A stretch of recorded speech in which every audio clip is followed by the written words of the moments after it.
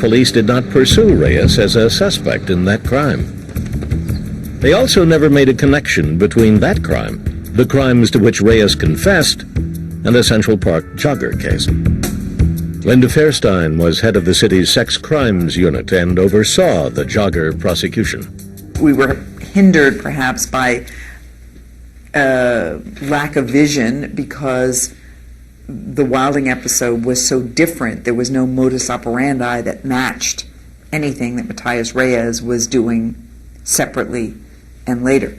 Nothing at all. Starting in the summer of 1990, there would be 2 trials in the Central Park jogger case. The young men faced charges not only in the rape of the jogger, but multiple counts of assault, robbery, and riot for the other attacks in the park that night. In court, the defense would face a serious challenge, convincing 12 men and women that their clients hadn't actually done what they had admitted to on camera. When you have 5 boys saying they were involved in the crime on videotape, it's almost impossible to beat that case. In the summer and fall of 1990, a pair of courthouses in Lower Manhattan became the focus of this city's attention as the notorious Central Park jogger case went to court. Both trials would see controversy in the courtroom and emotional protests outside.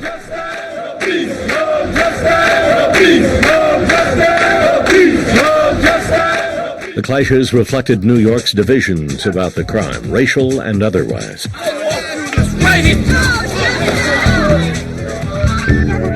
The trials would do little to heal that divide.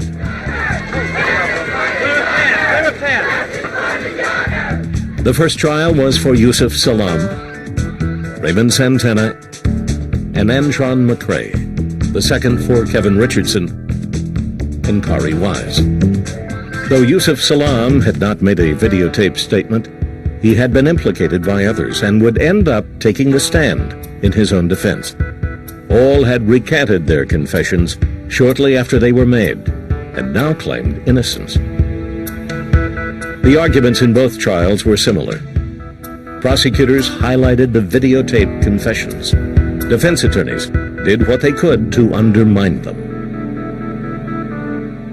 All the questions we have now about the problems in the case were raised at trial. The issue is whether the jury believes that the statements were somehow not voluntary.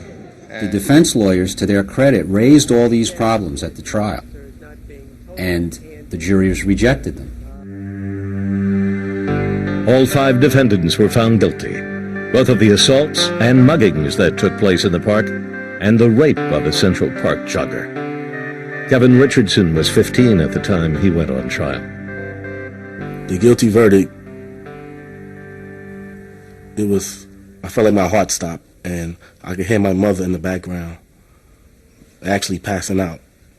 Defendant Yusuf Salam was 16. And then when they read yours, it's almost like a dream. At that point, it's almost like you just hear your name being echoed. You almost have to ask somebody at the end, what was I convicted of? The trials had left one loose end. Prosecutors did not hide the fact that the only person who could be linked to the rape by DNA evidence had not been caught. The jury who convicted them of rape knew that they were not the ones whose semen was found at the scene. At parole hearings through the 1990s, each of the defendants would express remorse for having participated in the beatings in the park. But they were unwilling to express remorse for the rape. They maintained they had played no role in it. 12 years later, after 3 of the defendants had served their time and been released, their stories would again make front-page news.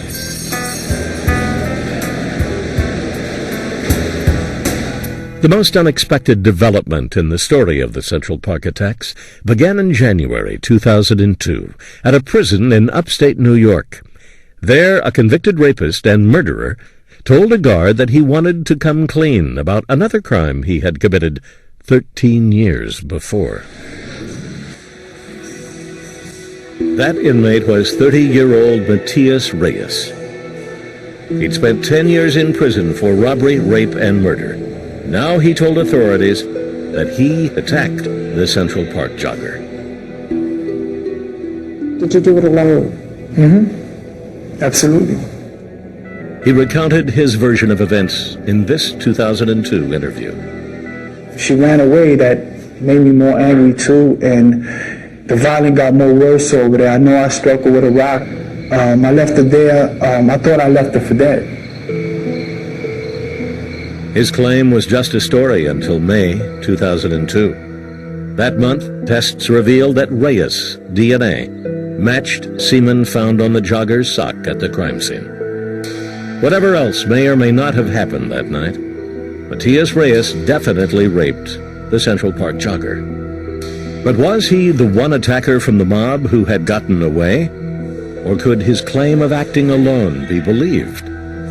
11 months after Reyes came forward on December 5th, 2002, the district attorney's office issued a report on the case. It represented a stunning reversal of the office's work 13 years earlier. While Matias Reyes isn't credible at his word, the DA's report makes clear that there's a lot of evidence that corroborates what he says. You know, that it is his M.O., that this is the wounds that she suffered to her eyes and other things that were done to her match what he did to other women in other assaults. The report came to several conclusions. First, that the physical evidence in the case was consistent with Reyes's version of events. Second, that the evidence had been retested with the latest available technology and could not be linked to any of the 5 defendants. And third, it argued that Reyes probably had acted alone. The report recommended that all the convictions in the case be vacated, including those not related to the rape. For the men who had spent between 7 and 13 years behind bars for the crimes, the thought that their names could be cleared was almost unbelievable. Well, initially, I didn't believe the truth was coming out. You know, this is somebody coming forth, probably a crazy person, saying, hey, I did this, you know, for whatever reason. And I really didn't believe that it was something that was really happening. On December 19th, 2002, the 13-year-old case of the Central Park jogger saw a stunning reversal. All the verdicts in the case were vacated, not only on the rape of Trisha Miley, but on the other assaults in the park the same night. The ruling meant that in light of new evidence, the prosecution could not now prove its case beyond a reasonable doubt, and all the convictions were erased from the defendants' records. Motion is granted. With that, Kari Wise was released from prison, as was Raymond Santana, whose sentence on a later drug charge had been extended based on his 1990 conviction. Yet the judge's ruling did not end the debate over the case. Police and original prosecutors argue that the verdicts on the assault charges should have stood. I don't think there's anything wrong with having the convictions on the sexual assault counts vacated. I strongly disagree with vacating the other convictions on the other victims that night, to which most of these defendants admitted again and again, even in parole hearings.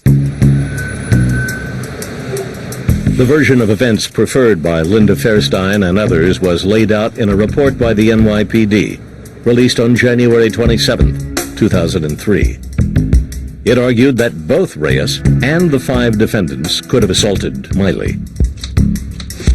Michael Armstrong, a former federal prosecutor who served on the Knapp Commission that investigated NYPD corruption in the 1970s, was one of the authors.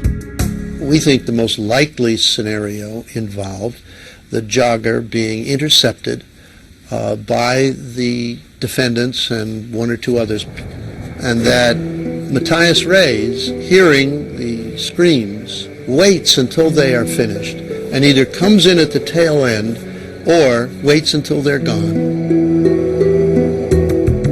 In its conclusion, the police report said of the videotaped confessions, Those who believe Reyes emphasize the inconsistencies in the statements, and those who do not believe him point to the statement's consistencies and other evidence. By the time their convictions were vacated, most of the 5 defendants, Raymond Santana, Antron McCrae, Kari Wise, Kevin Richardson, and Yusuf Salam, had already served their time in prison. To them, the judge's order vindicated their long-standing claims of innocence. The difference is that now inside, you can walk with your head up. You know, you feel a whole lot better. You feel like telling the world, hey, I'm that guy that was convicted of that crime, you know, that I was found innocent of. See, I don't think it's still entirely clear that these defendants were not involved at all in the attack on the jogger. That may be the case, but we don't know for certain. They weren't angels. They were rampaging through the park that night. But rampaging through the park and committing a gang rape are 2 very different things. After 2 trials, 2 subsequent investigations and reports, and thousands of pages of news coverage, the Central Park jogger case continues to polarize. In 2003, the defendants filed civil suits against the City of New York and the New York police. They seek $50 million in damages each. I have to say that in all my years as a civil rights lawyer, I've never seen such an injustice as what happened to these 5 kids in 1989. Prosecutors have always denied psychological and particularly physical coercion. Do you use language on your show that, like, that's bullshit, or will that be cut? That's absolutely an outrageous pack of lies, and there's no way stronger than I can stand it. There was nothing least bit coercive that the NYPD did. None of them. Everybody's looking for cash. Truth and justice, take a back seat, babe. This is about cash. Bottom line, pure and simple. I know that the American justice system is supposed to work. Does it? I'm not really sure about whether it does or doesn't. For me, I know that it didn't for a long time. In the case of the Central Park jogger, fundamental questions may remain unanswered. Whether coercion led to confessions by the innocent. How there could be so many uncertainties after so much debate.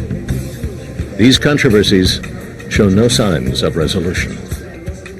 It's not a case of crooked cops or crooked prosecutors railroading innocent people.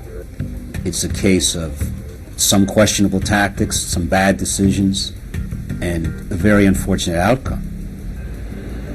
To me, that's sort of more troubling than anything else about it.